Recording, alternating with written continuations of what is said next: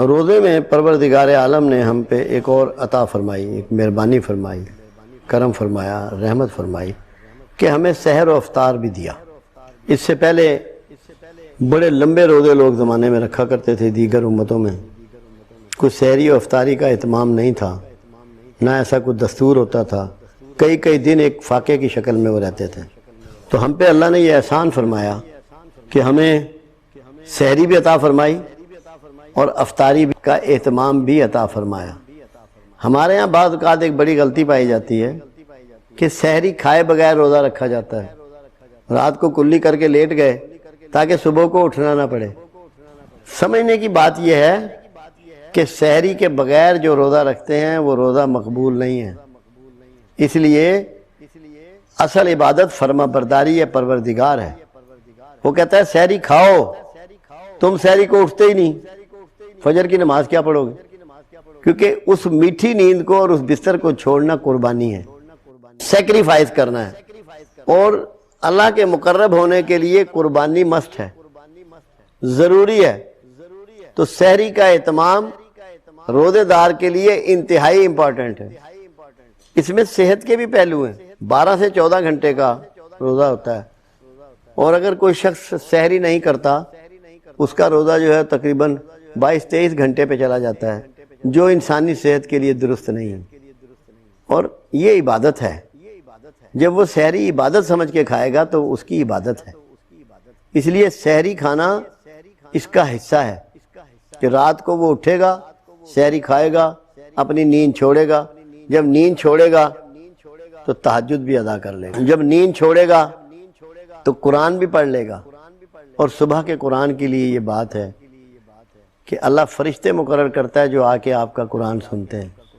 اگر سحری کا اہتمام نہیں ہوگا تو آپ سوئے پڑے رہیں گے، 8 بجے 9 بجے 10 بجے اٹھیں گے، دکان پہ چلے جائیں گے۔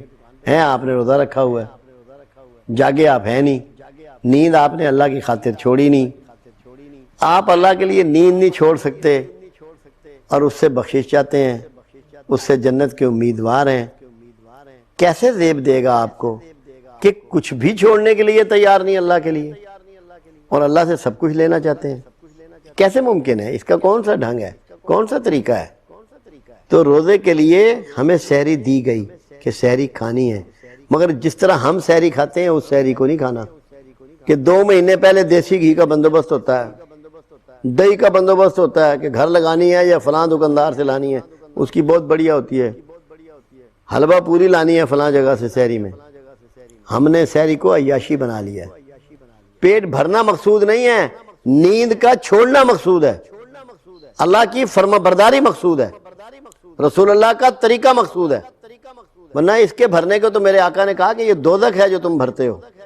اس کو دوزخ کا لفظ آپ نے استعمال فرمایا، یہ دوزخ ہے جس کو تم بھرتے ہو۔ تو اس کو نہیں بھرنا کہ شام تک سانس بھی پورا نہ آئے، اتنا بھر لو، نہ پیاس لگے نہ بھوک لگے۔ اصل میں کیا ہے سحری کا مطلب؟ سسکیوں اور آہوں اور آنسوؤں کا ٹائم وہ ہے۔ اللہ اپنے رسول کو کہہ رہا ہے کہ تو ایک پیر رات کو اٹھا کر، قیام کیا کر، سجدہ کیا کر، میرے حضور کھڑا ہوا کر، تاکہ تجھے مقام محمود پہ کھڑا کیا جا سکے۔ تو یہ وہی وقت ہے جو آپ کی سحری کا وقت ہے۔ جب آپ سحری کے بہانے اٹھیں گے اور اللہ کے حضور سجدہ ریز ہو جائیں گے اور کھڑے ہو جائیں گے، تو سرکار تو مقام محمود پہ ہوں گے، تو آپ سرکار کے قریب تو ہوں گے۔ پھر اس چھوٹے سے عمل سے، 1-1.5 گھنٹے کی نیند چھوڑنے سے، بعد میں بھی تو فجر کے بعد بھی آپ سو سکتے ہیں اگر اتنے آپ نیند کے دلدادہ ہیں۔ تو سحری آپ کی عبادت کا بہت بڑا حصہ ہے، اس کو کبھی مت ترک کریں۔ اور 8 پیرا روزہ رکھنا نہ وہ کہیں اس کا حکم ہے نہ وہ پسندیدہ عمل ہے۔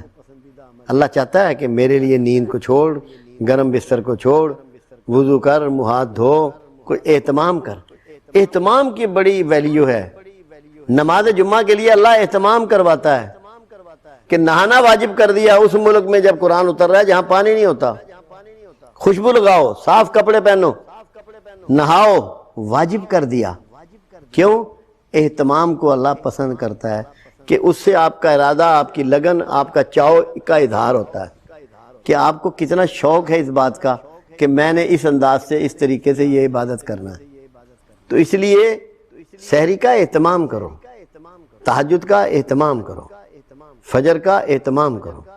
اسی طرح آپ کو افطار کے اہتمام کا بھی حکم ہے۔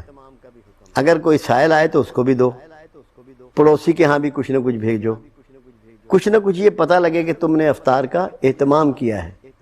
اس کو فنکشن بناؤ، لیوش نہیں، سادگی کے ساتھ۔ آپ دیکھیں اگر کبھی آپ لوگوں کا سعودیہ جانے کا اتفاق ہوا ہو رمضان میں، کیونکہ اللہ کے رسول صلی اللہ علیہ وسلم نے فرمایا کہ روزہ کھلوانا کسی کا، اس کو افطاری کرانا، اس کو تو جو ثواب روزہ رکھنے کا ملے گا تمہیں بھی اس کے ایکول ثواب ملتا ہے جب کسی کی افطاری کراتے ہو۔ تو عرب میں، مدینہ منورہ میں میرا اتفاق ہوا کہ وہاں جو لوگ اہتمام کرتے ہیں افطاری کا، ان کے بچے یا بیٹے یا بھائی باہر پھر رہے ہوتے ہیں، وہ پاؤں تک میں پڑ جاتے ہیں کہ ہمارے دسترخوان سے کھا لو، پاؤں پڑ جاتے ہیں، ریکویسٹ کرتے ہیں، ان کی آنکھوں میں آنسو ہوتے ہیں کہ ہمارے دسترخوان سے کھا لو۔ قرآن ہماری زندگیوں کو بدلنے کا نسخہ ہے۔ بدقسمتی سے قرآن میں درج عبادات کے متعلق احکامات پر تو بہت زور دیا جاتا ہے، مگر انفرادی معاملات اور معاشرتی زندگی کے بارے میں احکامات کو اتنی اہمیت نہیں دی جاتی۔ ایسا کیوں ہے اور اس کا حل بھی تجویز کریں۔ بات یہ ہے، ایک تو لفظ عبادت مس انڈرسٹوڈ ہے۔ عبادت کا مطلب ہے، اس کو سمجھایا بلال بن رباح رضی اللہ تعالیٰ عنہ نے، ایک جملے نے ان کے، مجھے تو وہیں سے سمجھ میں آئی۔ پوچھا کہ بہترین غلام کون سا ہے؟ تو اس عاشق رسول نے کہا کہ جس کی نظر مالک کے اشارے پہ ہو اور جس کے کان مالک کی آواز پہ ہو، وہ بہترین عبد ہے، وہ بہترین عبادت ہے۔ عبادت کیا ہے؟ فرما برداری خداوند عبادت ہے، رسول اللہ کی فرما برداری عبادت ہے، اہل امر کی فرما برداری عبادت ہے، والدین کی فرما برداری عبادت ہے، صلہ رحمی عبادت ہے، نماز عبادت ہے، زکوٰۃ عبادت ہے، روزہ عبادت ہے، حج عبادت ہے، جہاد عبادت ہے۔ جو اللہ کرنے کو کہے وہ عبادت ہے، جو اللہ نہ کرنے کو کہے اس کا نہ کرنا عبادت ہے۔ معاملات کو پیچھے دھکیل دیا گیا، جس کی وجہ سے آج ہماری امت بھی دھکیلی گئی۔ آج محروم امتوں میں ہم شامل ہیں، مایوس امتوں میں ہم شامل ہیں، دنیا میں تذلیل والی امتوں میں ہم شامل ہیں۔ کیوں کہ ہم نے اخلاق کو پیچھے دھکیل دیا، معاملات کو پیچھے دھکیل دیا، حالانکہ دین بڑا آسان تھا، بڑا واضح تھا۔ تین چیزیں بالکل کامن تھیں، عقائد وہ درست ہونے چاہیے، عبادات وہ درست ہونی چاہیے، معاملات وہ درست ہونے چاہیے۔ یہ مکمل دین کا شیڈول ہے۔ جب آپ نے معاملات کو پیچھے چھوڑا، آپ میں اخلاقی گراوٹ آ گئی، ڈسپلن آپ میں سے محفوظ ہو گیا اور آپ کی تذلیل شروع ہو گئی۔ اللہ کے رسول صلی اللہ علیہ وسلم کی سٹیٹمنٹس آپ دیکھ لیں، دو لوگوں کو بہت اعلیٰ آپ نے قرار دیا۔ تم میں سب سے بہتر وہ ہے جس کے اخلاق اچھے ہیں۔ یہ نہیں کہا جس کی نمازیں پوری ہیں، جس کے روزے پورے ہیں، جس کے حج پورے ہیں، یہ نہیں فرمایا، کہیں کوئی ثابت نہیں کر سکتا۔ اچھائی کو جوڑا اخلاق کے ساتھ، یا تم میں سے وہ سب سے بہتر ہے جو اپنے گھر والوں کے ساتھ بہتر ہے، وہ بھی اخلاق کی بات ہے۔ اور فرمایا ایسا کرنے والا سب سے اول میں ہوں۔ خود کو میرے آقا نے اس میں شمار کیا۔ آپ میں سے جو لوگ، اب ایک بات سمجھیے، میں آپ کو ایک حدیث مبارکہ بتاؤں۔ آپ نے فرمایا اگر تم میں فساد ہو رہا ہے کسی مال کی وجہ سے، جائیداد کی وجہ سے، بھائیوں میں، رشتہ داروں میں، اور کوئی شخص تم میں سے ایسا ہے جو اپنا حق چھوڑ دیتا ہے فساد کو مٹانے کے لیے، میں اسے جھولی میں لے کے جنت میں داخل کر دوں گا، ایسے پکڑ کے زبردستی جنت میں پھینک دوں گا۔ کسی اور کے لیے نہیں کہا، فساد کو روکنے والے کے لیے کہا، لڑائی کو روکنے والے کے لیے کہا، مقدمے بازی سے بچنے والے کے لیے کہا۔ سمجھیں کہ پیغمبر کیا پیغام دے رہے ہیں۔ فساد سے بچ جاؤ، جھگڑے سے بچ جاؤ۔ آخر زمانے کے بارے میں فرمایا ایسا زمانہ آئے گا کہ تیرا حق ادا نہ کیا جائے گا، کوئی تیرا حق ادا نہ کرے گا۔ تم یاد رکھنا، تم ان کا حق ادا کرتے رہنا اور اپنا حق اللہ پہ چھوڑ دینا۔ یہ وہ چیزیں ہیں جو چھوڑ دی گئی، جس کا نتیجہ یہ ہے کہ جس نماز روزے نے ہماری کائنات کو بدلنا تھا، وہ ہمارے دن رات کو بھی نہیں بدل پا رہے۔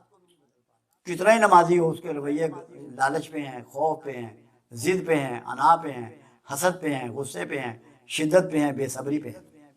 نماز نے اس کو فحش و منکر سے نہیں روکا، روزے نے تقویٰ نہیں دیا ان کو، زکوٰۃ نے ان کے مال کو پاک نہیں کیا، کیونکہ وہ قرآن کے کسی خاص حصے پہ عمل کر رہے ہیں، باقی قرآن کو تشنا چھوڑ دیا۔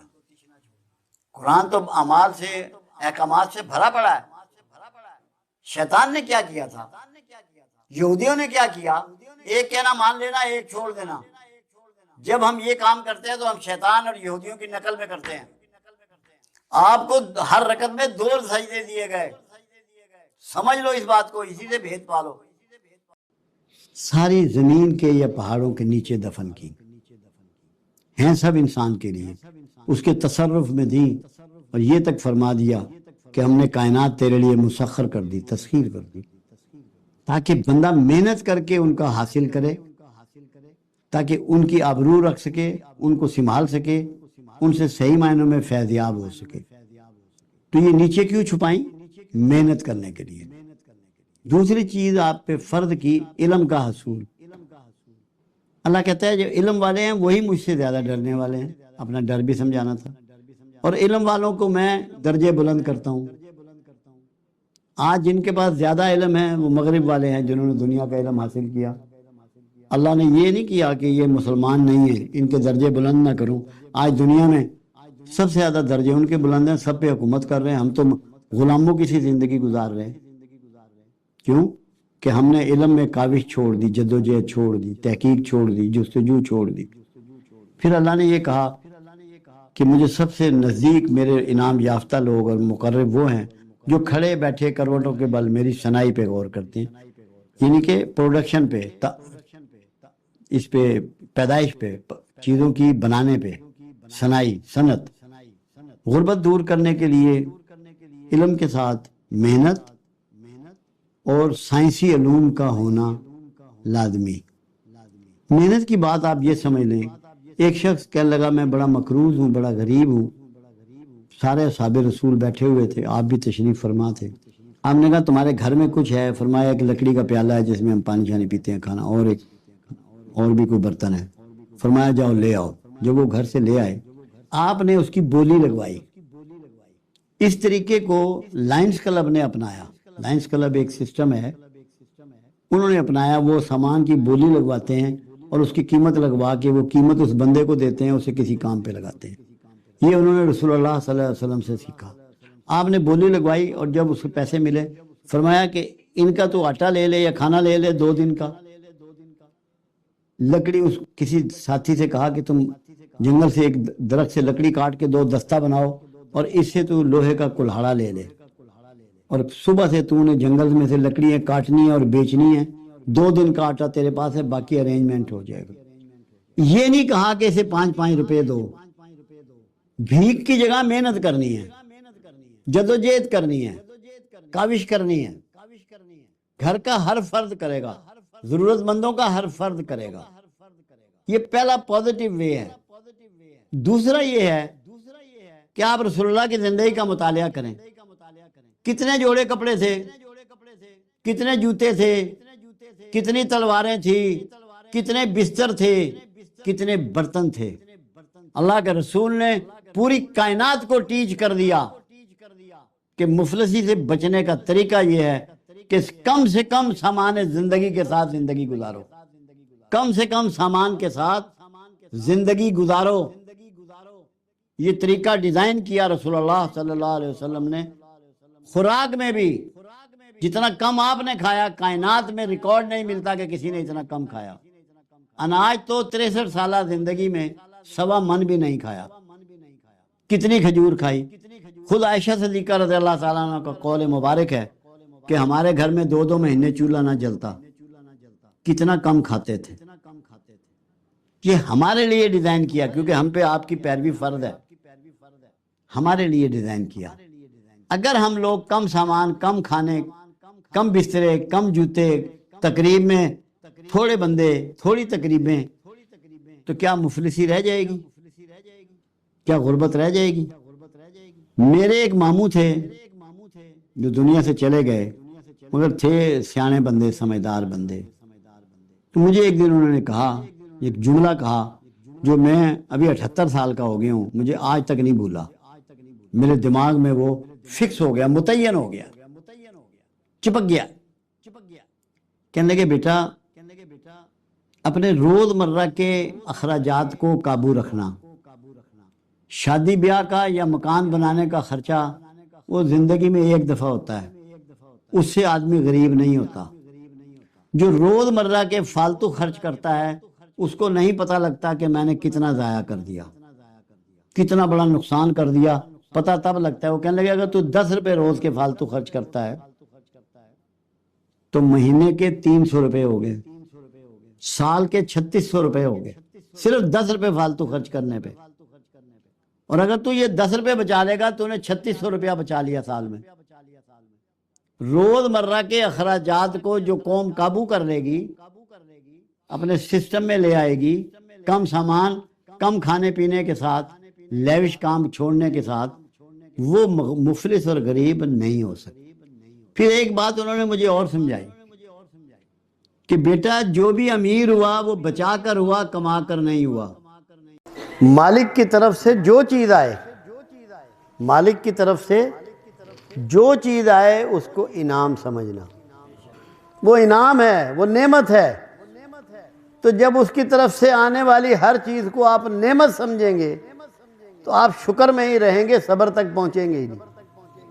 اب آپ دیکھیے ابراہیم خلیل اللہ ہیں، چتا جلائی جا رہی ہے، آگ بھڑکائی جا رہی ہے، کہا اللہ سے اس کو بجھا دے، کہا فرشتوں سے کہ تم اس کے بجھانے کا بندوبست کر دو، کیونکہ وہ خوب جانتے تھے کہ یہ میرے اللہ کی طرف سے ہے۔ جو چیز اللہ کی طرف سے ہے اس کا قبول کرنا شکر ہے۔ اللہ نے خود ہی اس آگ کو میٹ دیا، اللہ کے رسول نے، ابراہیم خلیل اللہ نے اللہ سے درخواست نہیں گزاری۔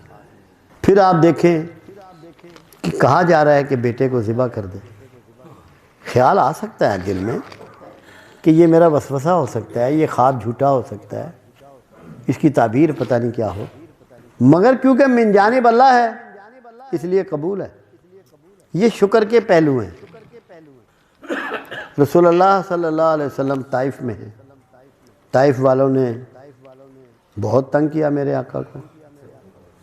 فرشتہ حاضر ہوتا ہے، کہتا ہے دونوں پہاڑوں کو میں ملا دوں، ان کو پیس کے رکھ دوں، مگر یہ اللہ کی طرف سے ایک پروگرام ہے۔ آپ فرماتے ہیں میں امید کرتا ہوں کہ ان کی اولادیں اسلام لے آئیں گی۔ یہ شکر کے پہلو ہیں۔ اسی لیے تمام اولیاء الزام نے اس کے مضمون باندھے ہیں، اپنی ٹیچنگ میں یہ سکھایا ہے، اور 2 لفظ اکٹھے استعمال کیے ہیں، کبھی اکیلا لفظ استعمال نہیں فرمایا۔ خود شیخ عبد القادر جیلانی رحمۃ اللہ علیہ، عظیم ترین ولی، آپ نے ذکر کیا راضی با رضا، راضی با قضا۔ جو تیرے جو بظاہر دنیا داری کے مطابق مفاد کی بات آ رہی ہے، تیرے فائدے کی بات آ رہی ہے، اس پہ تو سارے ہی راضی ہوتے ہیں، ہر زمانے میں لوگ اس پہ راضی ہوتے ہیں، مگر جو تیرے نقصان کی بات آ رہی ہے اس پہ بھی اتنا ہی راضی ہونا ہے جتنا کہ رضا پر۔ اگر اس پر آدمی اتنا راضی نہیں ہوتا، اس کا مطلب یہ ہے کہ وہ ناشکروں میں ہے۔ صبر کی بات تو آگے ہے۔ شکر گزاری کا طریقہ یہ ہے کہ جو کچھ بھی آئے، پازیٹیو آئے، نیگیٹو آئے، جو اللہ کی طرف سے آ رہا ہے وہ آپ کو ہر حال میں قبول کرنا ہے، خوش دلی کے ساتھ۔ اگر آپ اس میں بوجھ محسوس کر رہے ہیں تو شکر سے آؤٹ ہو گئے۔ ہمارے یہی طریقے ہیں، جو ہم کمزور لوگ ہیں اور دین سے دور ہو گئے ہیں، اللہ سے دور ہو گئے ہیں۔ اگر تو اللہ میری خواہش پوری کر دے تو میں شکر گزار بندہ، اور اللہ اگر میری خواہش کے مطابق نہ کرے، اپنی خواہش پوری کرے، تو میرا جو ہے شکر وہ کہاں جاتا ہے۔ ہمارا شکر ہماری خواہشات کے ساتھ جڑا ہوا ہے کہ میری خواہشیں پوری ہو رہی ہیں، اللہ تیرا شکر ہے، لذیذ چیزیں میسر آ رہی ہیں، اللہ تیرا شکر ہے۔ کیا یہ شکر ہے؟ یہ شکر کا مذاق ہے۔ شکر کی جو روح ہے نا وہ سمجھ لیں۔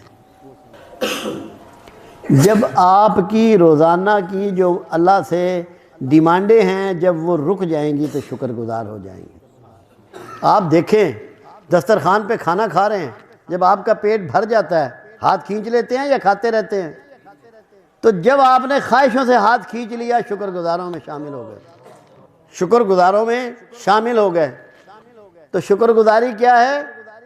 خواہشوں سے ہاتھ کا کھینچ لینا، اپنی آرزوؤں کو چھوڑ دینا، بالکل ترک کر دینا۔ ہماری تو ڈیمانڈیں ہی نہیں ختم ہوتی۔ اللہ کے رسول نے کیا ڈیمانڈ سکھائی؟ اللہ کے حبیب فرماتے ہیں کہ اللہ سے مغفرت طلب کرو، اور میں دن میں 70 بار توبہ کرتا ہوں۔ گھر والوں کے ساتھ، بچوں کے ساتھ، گھریلو ملازمین کے ساتھ، دیگر ملازمین کے ساتھ، سائل کے ساتھ اچھے رویے کا حکم ہے، مگر رمضان میں زیادہ بہتر رویے کا حکم ہے کہ آپ نے ان سب کے حقوق کو بہت تندہی کے ساتھ، توجہ کے ساتھ، لگن کے ساتھ ادا کرنا ہے۔ آپ روزہ رکھتے ہیں، آپ کے گھر کے دیگر افراد بھی رکھتے ہیں۔ اب شام کو آپ 6 ڈشیں اگر افطاری کی بنا رہے ہیں تو جو خواتین جنہوں نے روزہ رکھا ہوا ہے ان کو کتنی دیر چولہے کے سامنے کھڑا رہنا پڑے گا؟ یہ بات اہل خانہ کے پیش نظر ہونی چاہیے۔ یا سارا دن وہ اسی تیاری میں لگی رہیں، جبکہ اس کو قرآن پہ زیادہ ٹائم دینا چاہیے، زیادہ توجہ کرنی چاہیے۔ ویسے ہی اللہ کا حکم ہے کہ فجر کے وقت اور عصر کے وقت قرآن کی تلاوت کیا کرو۔ تو رمضان میں ایسے مواقع پیدا کرنے چاہیے کہ آپ کے اہل خانہ اپنی زیادہ وقت عبادات کو، نوافل کو، قرآن حکیم کی تلاوت کو، ذکر و اذکار کو دے سکے۔ جو لوگ ایسا نہیں کرتے اور بہت زیادہ کھانے پکوانے کا اہتمام کرتے ہیں، بڑے زیادتی کا ارتکاب کرتے ہیں۔ ان کو یہ احساس نہیں ہے کہ روزہ دار کی کیا کیفیت ہوتی ہے۔ جب خود کو آدمی نے بھوکا پیاسا رکھا ہوا ہے تو دوسرا بھی تو اتنا ہی بھوکا پیاسا ہے۔ چولہے کے پاس کھڑا ہونا کوئی آسان بات نہیں ہوتی۔ ہم لوگ اس کا اتنا نوٹس نہیں کرتے، مگر یہ پوری طرح دھیان رکھنا چاہیے کہ آپ کے گھر والے آپ کی وجہ سے ان کے روزے میں انہیں دقت نہ پیدا ہو۔ تو تھوڑا سا یہ احساس اپنے گھر والوں کا بہت ضروری ہے۔ بہت سارے لوگ گھر والوں پہ غصہ بہت کرتے ہیں، ہر بات پہ ڈانٹتے ہیں، جھڑکتے ہیں، چڑچڑے پن کا اظہار کرتے ہیں۔ خدا کے بندو اگر ویسا کرتے ہو تو کم سے کم رمضان میں ایسا نہ کرو، کہ رمضان کا حکم ہی یہ ہے کہ صبر و برداشت کے ساتھ وقت کو گزارو۔ جو فرمائشیں تمہاری ہیں وہ رمضان کے بعد پوری کر لینا۔ رمضان میں وہ فرمائشیں گھر والوں پہ نہ ٹھوکو، تاکہ آپ کا ان سے تعاون آپ کے اپنے روزے کی حیثیت کو بڑھا دے گا۔ اور وہ جو بات ہے نا کہ رمضان میں ہر اچھے کام کا معاوضہ پروردگار عالم 70 گنا فرما دیتا ہے، وہ تبھی 70 گنا ملے گا کہ جب آپ کے ذہن میں کوئی بھی کام کرنے سے پہلے یہ خیال آئے گا کہ یہ رمضان ہے۔ جب گھر کا سربراہ ایک دینی ماحول پیدا کر لے گا رمضان میں، تو تمام افراد کنبہ جو ہیں وہ اس میں شامل ہو جائیں گے، اس کا پارٹ اینڈ پارسل بن جائیں گے۔ تو اصل چیز جو ہے وہ ماحول کو کریٹ کرنا ہے، ماحول کو پیدا کرنا ہے۔ یہ ذمہ داری ہے آپ کی کہ آپ گھروں میں دینی ماحول، مذہبی ماحول، عبادات کا ماحول پیدا کریں۔ ہمارے زمانے میں اب تو میں بہت ہی کم سنتا ہوں، بچوں کو روزہ رکھوایا کرتے تھے، ان کو ان کاموں میں انوالو کرتے تھے، روزہ کشائی ہوتی تھی، بچے کی بڑی انکریجمنٹ کرتے تھے۔ اب کبھی سننے میں ہی نہیں آتا۔ تو بچوں کو ادھر لائیں، آج ان کی پریکٹس ہوگی، ان کا دھیان دین کی طرف ہوگا، عبادات کی طرف ہوگا، تو کل یہ کر پائیں گے۔ یہ بہت ضروری ہے کہ آپ اہل خانہ کو دقت کوئی نہ دیں، ان کی پوری ان کا وقت کا، کیونکہ نیندیں پوری نہیں ہوتی ہیں رمضان میں، کسی کی نیند پوری ہو ہی نہیں سکتی، اس کا بھی احساس کریں کہ ان کو ایسا وقت مل جائے کہ دن میں تھوڑا بہت وہ آرام کر لیں۔ یہ آپ کا روزہ بہتر ہوگا اگر یہ باتیں کریں گے تو 70 گنا ثواب ہے اس بات کا۔ پھر بچوں کو دینی ماحول دیں، یہ بچوں کا حق ہے آپ پر، بچوں نے نہیں کرنا، آپ نے انہیں بتانا ہے کہ روزہ کیا چیز ہے، اس کی افادیت کیا ہے، اللہ کے ہاں اس کا معاوضہ کیا ہے، اس کی وجہ سے جسمانی فائدے کیا ہیں، روحانی فائدے کیا ہیں۔ اور جو بچہ ذرا آپ سمجھتے ہیں کہ صحت اس کی ٹھیک ہے، بہتر ہے، روزوں کی پریکٹس کروائیں۔ جیسے جیسے ان کی عمر بڑھتی ہے اس کی تعداد روزوں کی بڑھا دیں، شروع میں رکھوائیں، انکریج کریں اس کو، کوئی گفٹ دیں، کوئی اچھی کتاب تحفے میں دیں، کوئی اچھا پین تحفے میں دیں، کوئی دین کی کسی اصحاب رسول کی کوئی زندگی کے حالات، ازواج مطہرات کے زندگی کے حالات، کوئی نہ کوئی گفٹ دیں، بچوں کو اٹیچ کریں۔ ہم نے گھروں میں دینی ماحول ختم کر دیا، اب ہمارا سارا ماحول جو ہے وہ LCD یا LED پہ ہوتا ہے، وہی جو آپ کو فیڈ کر رہا ہے آپ کے بچوں کو، آپ نے اس کے حوالے کر دیا دجال کے اپنی اولاد کو۔ تو یہ ان کا رائٹ ہے کہ آپ رمضان میں ان پہ توجہ دیں، روزے رکھوائیں، انہیں انکریج کریں اور ان کو کوئی نہ کوئی گفٹ دیں۔ پھر گھریلو ملازمین ہیں، وہ بھی تو ویسے انسان ہیں جیسے کہ آپ، یا وہ کچھ الگ ہے؟ کبھی ان کی ضرورتوں کا، ان کی تکالیف کا احساس ہوا؟ بحیثیت انسان اس کی اور آپ کی ضرورتوں میں کیا فرق ہے؟ صرف حالات کا فرق ہے، وہی فیلنگ ہے اس کی، وہی ضرورتیں ہیں، وہی بھوک ہے، وہی پیاس ہے، وہی تھکان ہے، سب کچھ وہی ہے۔ تو جو اچھے لوگ ہیں وہ رمضان میں اپنے ملازمین سے اوقات کار کم کر دیتے ہیں، کچھ خود ساتھ بڑھ کے اپنا کام کرتے ہیں۔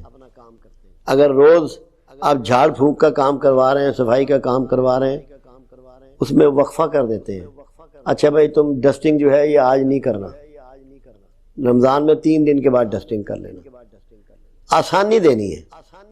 ہم لوگ ایسا نہیں کرتے، ہمیں آسانیاں پرووائڈ کرنی ہیں لوگوں کے لیے، کیونکہ جتنی آپ آسانی کسی کو دیں گے آپ کا روزہ اللہ کے ہاں اتنا ہی قبول ہوگا، اتنا ہی معتبر ہوگا۔ اسی طرح دکانوں کے ملازم ہیں، اوقات کار بدلیں تاکہ وہ لوگ بھی اپنی عبادت کر سکیں، وہ لوگ قرآن کی تلاوت کر سکیں، وہ لوگ کوئی نفلی عبادت کر سکیں۔ وقت دیں گھریلو ملازمین کو بھی، اور جو آپ کے بزنس سینٹر جہاں بھی ہیں اس کے ملازمین کو بھی اپنے اوقات کار کام کے تبدیل کر لیں، یہ ان کا رائٹ ہے۔ اور اگر آپ یہ نہیں دے رہے تو آپ ان کے روزے میں معاون نہیں ہیں، آپ ان سے تعاون نہیں کر رہے، استحصال کر رہے ہیں ان کا۔ اور جب آپ کسی کا استحصال کر رہے ہوں تو کیا آپ کا روزہ اللہ کے ہاں مقبول ہوگا؟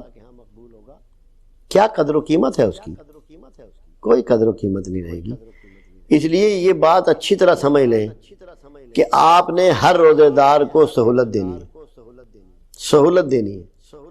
افراد کنبہ ہوں، آپ کے بچے ہوں، آپ کے گھریلو ملازم ہوں، آپ کے دکانیں کارخانوں کے ملازم ہوں، اور آپ یقین کریں کاروبار میں کچھ بھی گھاٹا نہیں ہوتا۔